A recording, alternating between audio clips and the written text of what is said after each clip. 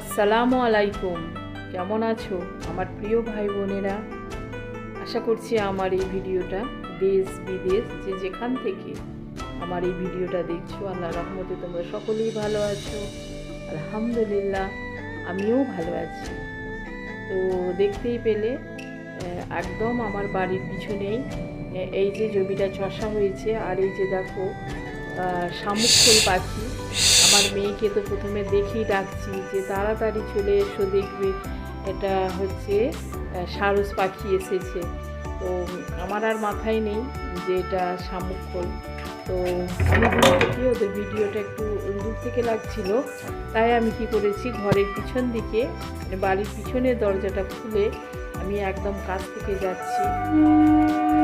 যেই আমি কাছে গেলাম পাখিগুলো উড়ে চলে গেল। তো দেখতে থাকো আমার ভিডিওটা, কিন্তু কি করে যায়। কি বড় বড় পাখি গো, বাবারে!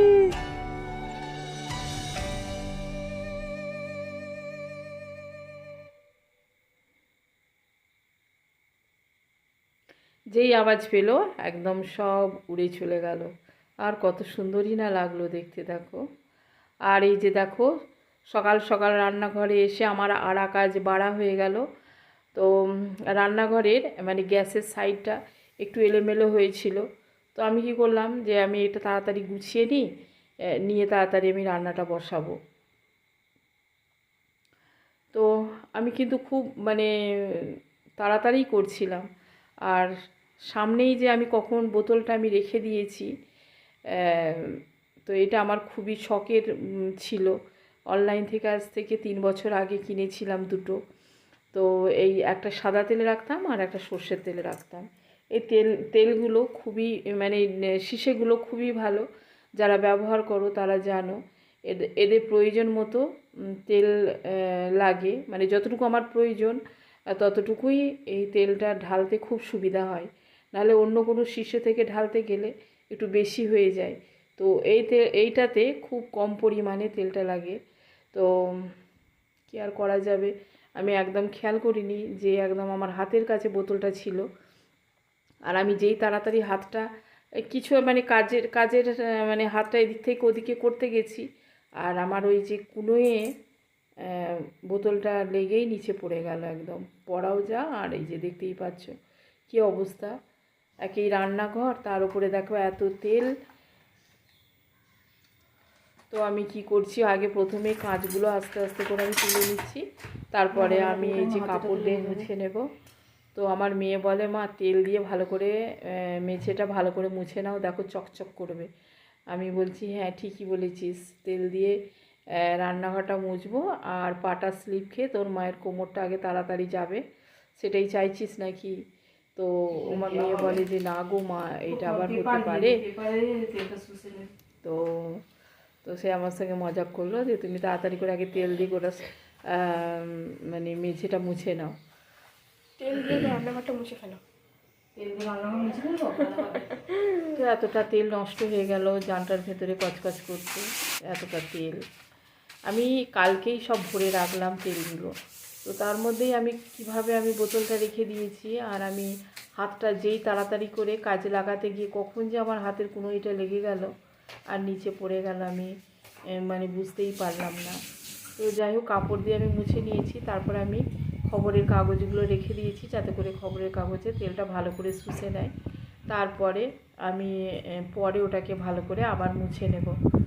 সার্ফ তো লাগবেই, যাই হোক দিয়ে আমি ভালো করে পরিষ্কার করে নেব। তো যত তাড়াতাড়ি কাজটা করতে আসবো ভাবলাম, তো কাজটা আমার অনেকটাই বেড়ে গেল, বেশ খানিকটা টাইম লেগে গেল। তারপরে এই যে দেখো সবজিগুলো কেটেছি আজকে, একদম এই যে সবজি রান্না হবে। তো সবজিটাই কেটেছিলাম, এই যে যা ছিল, পটল ছিল, একটু কচু ছিল, তারপরে ওই যে কি বলে বরবটি কড়াই। তো এগুলো আমি কেটে রেখেছি এমনি নর্মাল রান্না করব বলে। আর এইদিকে মোপা বা চিচিঙ্গা এই যে কেটে রেখেছি। তো তারপরে দেখলাম যে মাছ বিক্রি করতে এসেছে, তো আমি 3টে মাছ নিলাম, রুই মাছ, চারা রুই মাছ নিলাম। তো ওগুলোকে কেটে বেছে ধুয়ে নিয়েছি।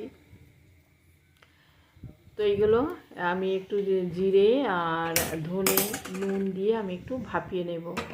ভাপিয়ে নিয়ে ডিম দিয়ে ভাজবো। কারণ আমি এই ভাজাটা আমি খেয়েছিলাম আমার পিসিমার বাড়ি, আমার ছোটো পিসিমার বাড়ি গিয়েছিলাম। তো ছোটো পিসিমা এরকমভাবে ভেজেছিল, ও বছর দুয়েক আগে খেয়েছিলাম। তো সেই খাওয়াটা আমার মনে লেগে আছে, মানে এখনও আমার মুখে লেগে আছে সেই স্বাদটা।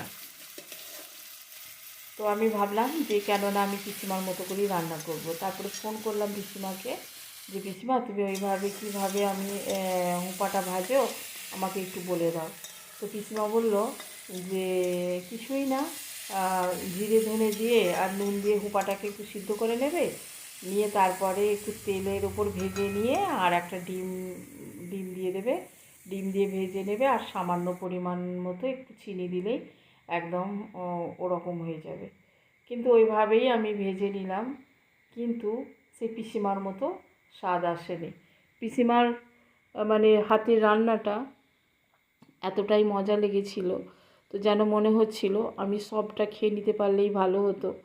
কিন্তু সবাই মিলে খেলো, তো আমার মনে হচ্ছিল যেন সবটাই খেয়ে নিই, এতটাই আমার ভালো লেগেছিল। তো কিন্তু সেরকম একদমই হয়নি, জানি না একইভাবে সেম প্রসেসেই করেছি কিন্তু না হয়নি। সেই জন্যেই এক একজনের হাতের স্বাদ এক এক রকমের। তো যাই হোক, একটা ডিম দিয়ে আমি এটা ভেজে নিলাম। তো আমার প্রিয় ভাই বোনেরা যারা আমার এতক্ষণ ভিডিওটা দেখছো, লাইক দাওনি, প্লিজ লাইক দিয়ে দাও। আর আমার প্রতিবেশী রাষ্ট্র বাংলাদেশ এখনও শান্ত হয়নি।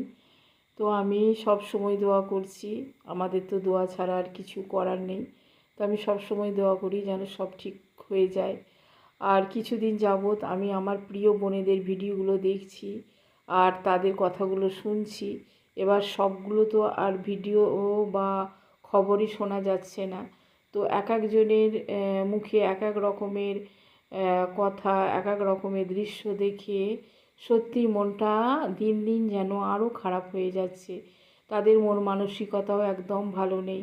যদিও আমরা অন্য রাষ্ট্রে বাস করি, আমাদের যদি এত কষ্ট হয় আর সেই রাষ্ট্রে থেকে ছোট ছোট জীবনগুলো চলে যাচ্ছে, সবথেকে খারাপ লেগেছে যখন ওই যে 4 বছর 8 বছর 11 বছর ছেলেরা বাড়িতে থাকা অবস্থায় তাদের জীবনগুলো চলে যাচ্ছে। এতটাই নির্মমভাবে গুলি চালাচ্ছে যে বাড়ির ভিতরে গুলি প্রবেশ করে সেই সব বাচ্চাদের মৃত্যু পর্যন্ত ঘটে যাচ্ছে। তো কী আর করা যাবে, এইগুলো দেখে ভীষণ খারাপ লাগলো। তার উপরে আল্লাহ তাআলার কাছে দোয়া করি এই সমস্ত নির্মম দৃশ্য, নির্মম হত্যাকাণ্ড, এরকম মর্মান্তিক দুঃখজনক ঘটনা আল্লাহ তাআলা যেন সব কিছু তাড়াতাড়ি ঠিক হয়ে যায়। আমাদের এই দোয়া ছাড়া আমি আর কিছু করতে পারি না। সবার প্রতি আমার সমবেদনা সমব্যথী রইল। তোমরা সবাই ভালো থাকবে, দোয়া রইল। আল্লাহ হাফেজ।